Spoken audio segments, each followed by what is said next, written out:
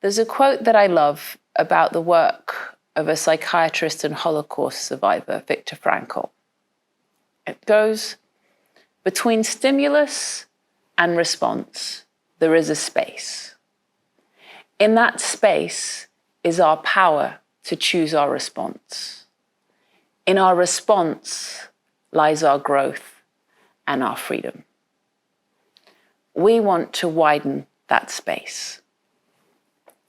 Sometimes people say things that we find offensive. Sometimes they've just been careless. Other times they will have been deliberately provocative. And then there are times when they were actually being respectful and had no intention to hurt or offend us. But the effect is the same. We can't always distinguish based on our feelings. There are videos in this series on conversation consent and on preparing to speak, which deal with those issues from the speaker's perspective. In this video, I want to give you some tools to help you stay empowered in difficult conversations when you disagree, even when you feel triggered or offended. So let's begin by taking ourselves back to a time when you felt offended or triggered by something. Feel free to pause the video to reflect back on that. Did you assume that the person triggering you had done something wrong?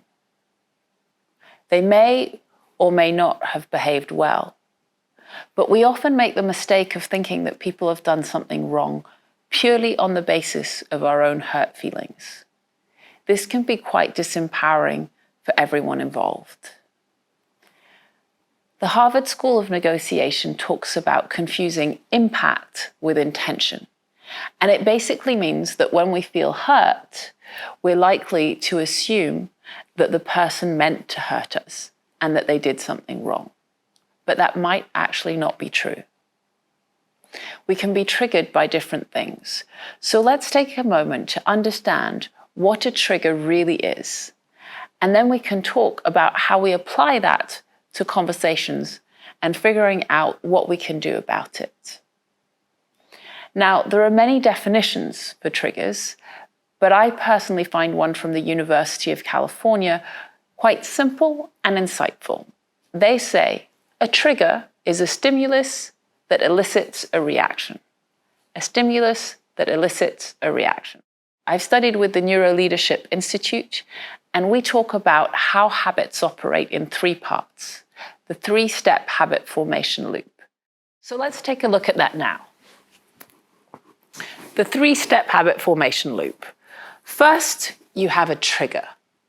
Basically a cue from the environment. That can be anything from the smell of freshly baked bread to the sound of a car backfiring.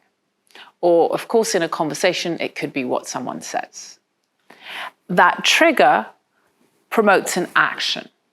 The action can be cognitive, a thought, emotional, or physical. The action could be anything from answering an email, eating a cookie, or hiding under a table. Then there's a reward. The reward is always going to be something positive, and it reinforces the loop. So the reward might be something like the taste of the cookie and the feeling good after that, or feeling energized after exercise.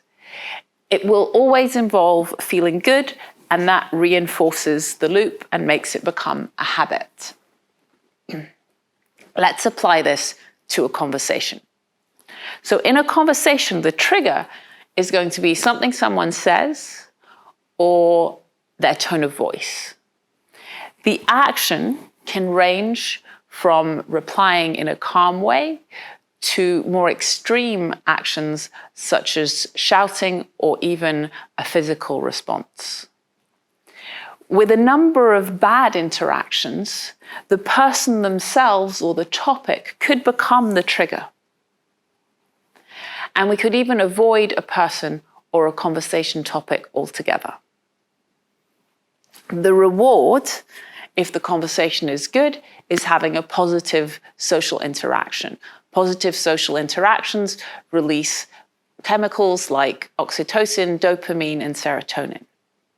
In the case where we've avoided a person or a topic, the reward may be avoiding bad feelings, chemicals like cortisol and adrenaline. So that's the habit formation loop.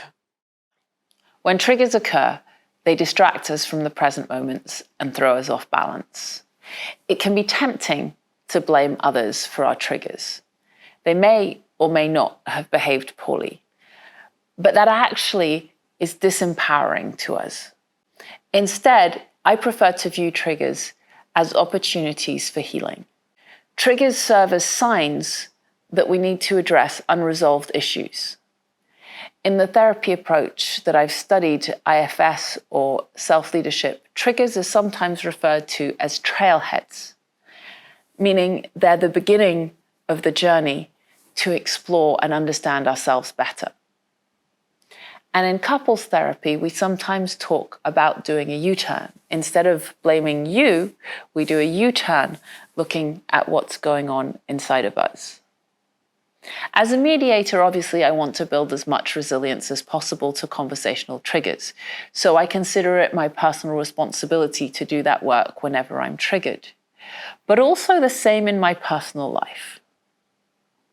So if you notice there are topics or people that get you triggered, begin to investigate those triggers so that you can heal them. Whilst you're healing your triggers, it's your choice whether or not you want to engage in conversations on those topics or with those people. There's more about that in my video on conversation consent. You can always walk away, and you may want to if you're particularly sensitive about something. But constantly walking away from all conversations on that topic may not be helpful. It may actually build your sensitivity to the trigger. So you may want to find ways of having some conversations on that issue where you feel a bit uncomfortable, as that's going to help you grow and desensitize your triggers and become more resilient. That's how you grow your disagreeing well skills. Like going to the gym, though, you may want to do this gradually, not all at once. It's all a question of balance, and I delve much deeper into that in my book and my online course. But do watch the video on conversation consent in the meantime, as that can be really helpful. If you do want to engage in conversations on topics you find challenging, you might make some if-then plans. So if I feel triggered, then I will take a break, take a breath, fill in the blank. If you feel very triggered by something, it's important to get help from a professional to recover. In situations where you only feel slightly triggered or just uncomfortable, instead of walking away immediately or avoiding the conversation completely, you may want to stay a while. You can change your reward patterns and your whole loop by just giving yourself a different reward. That can be as simple as congratulating yourself for doing something different and building your resilience. Small changes can have a really big effect over time. So I'm going to leave you with another quote, which hopefully will inspire you, by René Descartes, who said, "Whenever anyone has offended me, I try to raise my soul so high that the offense cannot reach it." If you want to stay up to date with new releases on the Disagreeing Well series, then please subscribe to UCL's YouTube channel and UCL Mind's newsletter.